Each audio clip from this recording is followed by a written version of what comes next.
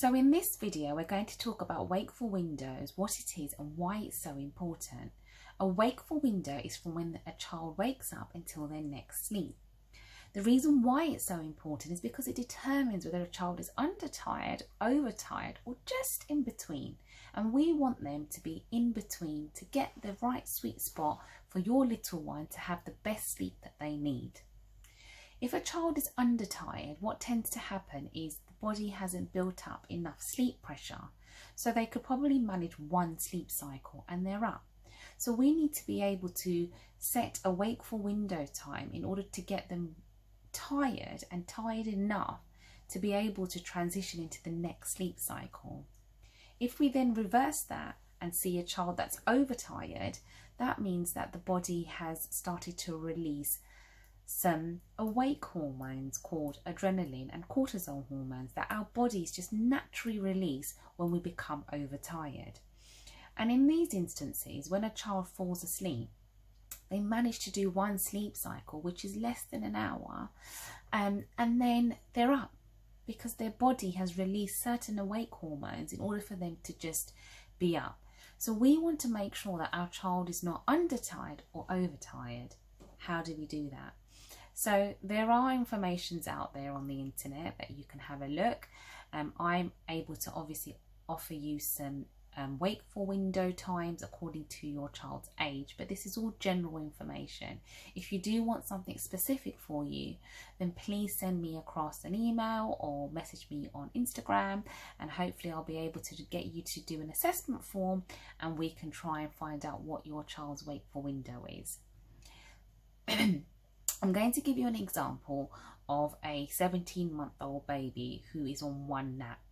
If your little one is waking up at 7 a.m. and they're 17 months or around between 14 to 24 months, let's just use that as a range, their wakeful window is between 4 hours and 30 minutes until 5 hours 15 minutes. That's their wakeful window period.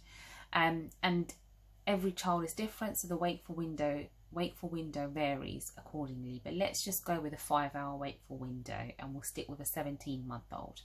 So if a 17-month-old wakes up at 7 in the morning, I would say do a wakeful window of 5 hours. What does that mean?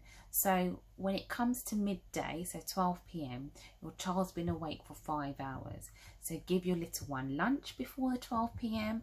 Lunch early as 11 a.m. is absolutely fine, okay? Don't wait for lunchtime, because what could happen is your child could get overtired and then do that shorter nap. So try and prioritize the sleep and work around the wakeful window and try and give lunch beforehand or even after. You could even give a big snack to fill them up before that lunch, before that nap, if you feel that lunchtime is going to be too early otherwise. And what you'd need to do is put your little one down at 12 p.m. for their sleep and see if they sleep longer. If you were originally putting your little one down at 1, so the wakeful window was 6 hours, and they were napping for just one sleep cycle, so less than an hour, then what that could mean is that they were overtired. So if we just brought that nap 1 hour earlier, that could make a massive difference and help them transition from one cycle to the other. Once your little one's woken up from their nap, we then work off another wakeful window for bedtime. So again, let's stick at 5 hours. And so if your little one wakes up at say 2 o'clock, then we look at the wakeful window and we think, okay, by 7 o'clock, we want our little one to be in bed. So all bedtime routine to be completed before that wakeful window, so little one is ready to fall asleep at the 5-hour mark.